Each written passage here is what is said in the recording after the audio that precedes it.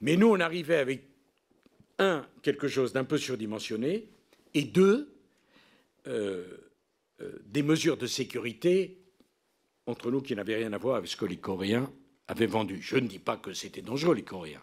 Je dis ça. Je pense que c'est pas dû au problème Areva, EDF. Ça n'a rien simplifié. Vous avez parfaitement raison de me faire dire ça. Mais je pense que c'était un problème de produits sur étagère. Bon. Pour le reste, les centrales EPR en Chine fonctionnent.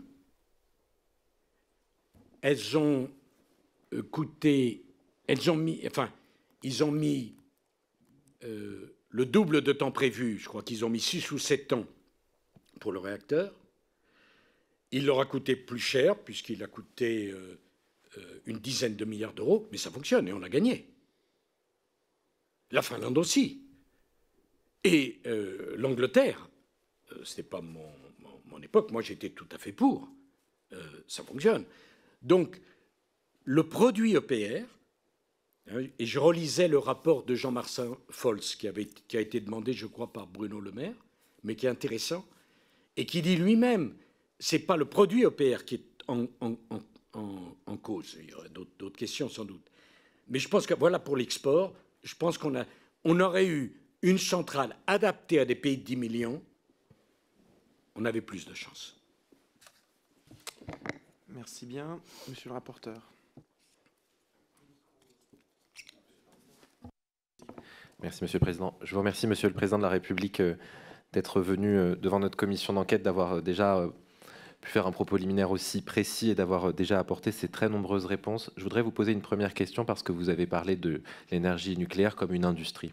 Et avec toutes les conséquences que ça a en termes de politique industrielle, vous avez rappelé que vous aviez signé le pacte de Nicolas Hulot. Et dans ce pacte, un des engagements était celui de créer un vice-premier ministre en charge de l'écologie qui avait aussi le portefeuille énergétique. Et vous avez tenu cet engagement. Et l'année suivante, en 2008, vous avez, en créant la Direction générale de l'énergie et du climat, rattaché pour la première fois dans notre histoire institutionnelle l'énergie à la direction du climat. Et puis en 2010, le choix a été fait, j'imagine votre choix, de ramener l'énergie au ministère de l'Industrie. Est-ce que c'est un pur choix administratif ou est-ce qu'il y a derrière cette évolution une question profonde d'organisation de l'État et d'importance que l'énergie soit rattachée à l'industrie? Oui, c'est un choix politique que j'assume. On peut être contre ou pour. Nous étions face à une vague de délocalisation. Moi, j'ai toujours aimé l'industrie. J'ai toujours passé mon temps à aller dans les usines. Je n'ai jamais cru à une économie exclusivement de services, parce que s'il n'y a plus d'industrie, les services se mettent au service de qui? C'est absurde. Et donc, je me suis rendu compte que la question de la fourniture d'électricité pour nos filières, Saint-Gobain et autres, était centrale et que grâce au nucléaire, on pouvait gagner en compétitivité ce qu'on perdait en compétitivité avec le poids de nos charges sociales. Je ne suis pas en train de remettre en cause nos charges sociales, mais si vous voulez, on a des charges sociales et un modèle social beaucoup plus coûteux que les autres. On avait cet avantage d'une énergie moins coûteuse que les autres, mais c'était vraiment un choix pour l'industrie. Deuxièmement, quand nous avons fait le plan d'avenir, vous savez, le grand emprunt, enfin, un emprunt, alors est-ce qu'il est de 36 milliards d'euros? Moi, j'ai annoncé 36 milliards d'euros.